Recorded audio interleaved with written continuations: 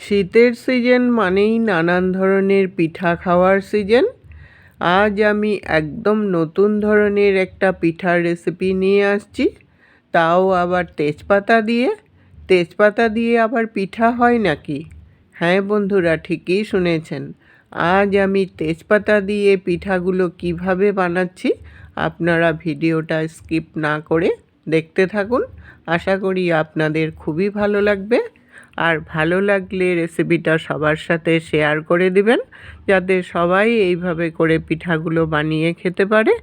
আসুন তাহলে রেসিপিতে চলে যাই। আমি পিঠাগুলো গোবিন্দভোগ চাল দিয়ে বানাবো।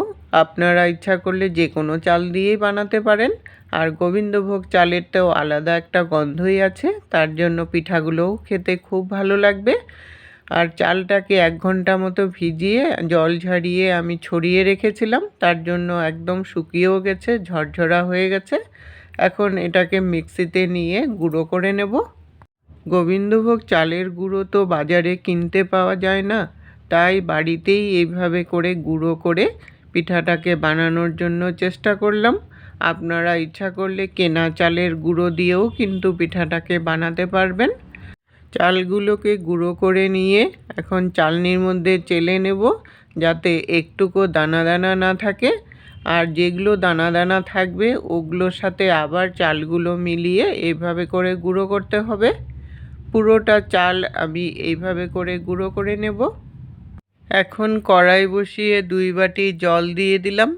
জলটা একটু বেশি করে দেবেন, তাহলে পিঠাগুলো কিন্তু খুব সফট হবে।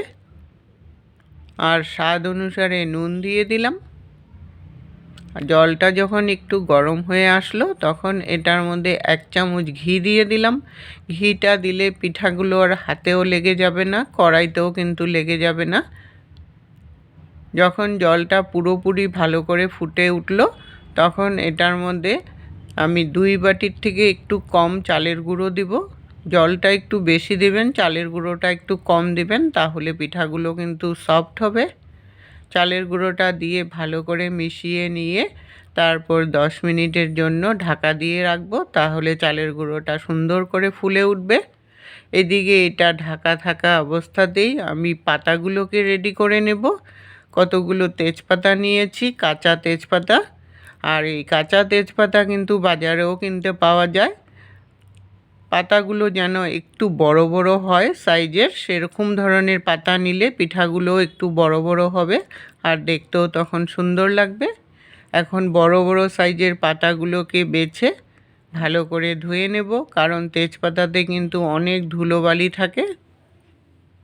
পিঠাগুলো খেতে এতটাই ভালো লাগে যে একদিকে গোবিন্দভোগ চালেরও গন্ধ হবে, একটা ঘিয়েরও গন্ধ হবে, আর সাথে তেজপাতারও একটা সুন্দর ফ্লেভার উঠবে। তেজপাতা যারা ভালোবাসেন তারা তো খুবই ভালোবাসবেন, আর যাদের তেজপাতার গন্ধ পছন্দ না হয় তারা কিন্তু তেজপাতা ছাড়াও অন্য কিছুতে পিঠাগুলো বানাতে পারবেন। তেজপাতাগুলো 2 বার জল পাল্টিয়ে ভালো করে ধুয়ে জলটা ঝরিয়ে উঠিয়ে একটা প্লেটে নিয়ে নিলাম। এখন কতগুলো টুথপিক নিয়েছি, এই টুথপিক দিয়ে তেজপাতাটাকে এখন বাঁধতে হবে, একটা পানের খিলির মতো বাঁধতে হবে। কিভাবে বাঁধছি আপনারা ভিডিওটা স্কিপ না করে দেখতে থাকুন। একটা জাস্ট ফোল্ড করে নিয়ে বোটাটা যাতে উপর দিকে থাকে সেরকমভাবে ফোল্ডটা করতে হবে। করে তারপর কাঠিটা দিয়ে মুখটাকে আটকিয়ে দিতে হবে যাতে বেরিয়ে না যায়।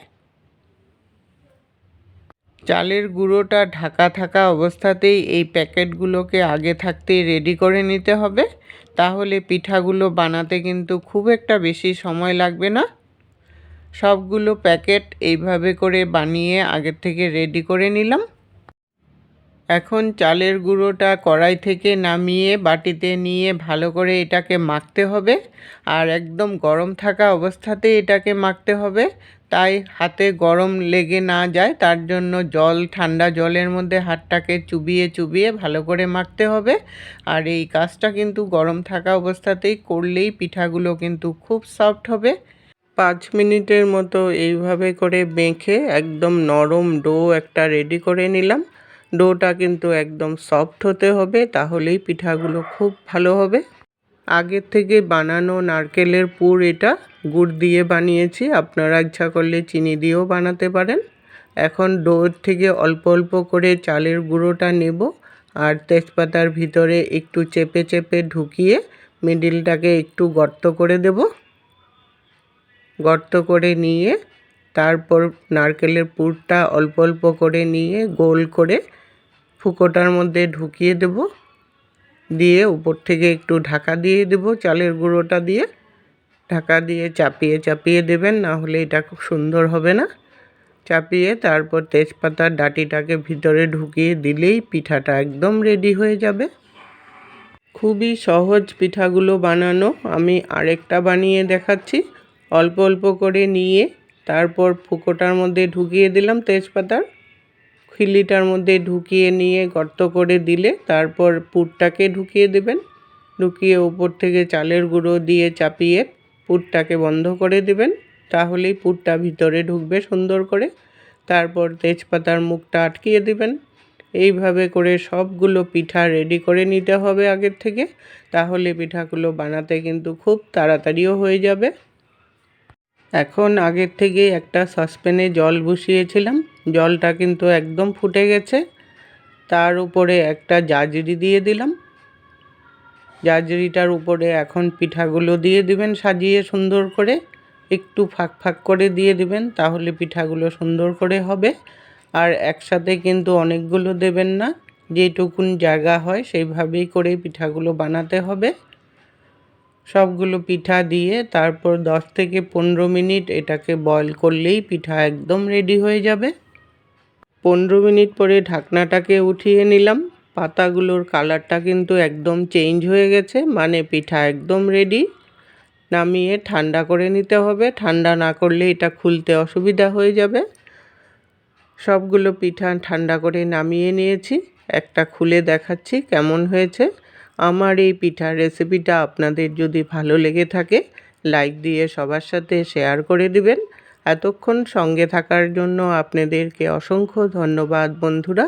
আবার দেখা হবে নতুন রেসিপির সাথে। সুস্থ থাকুন, ভালো থাকুন।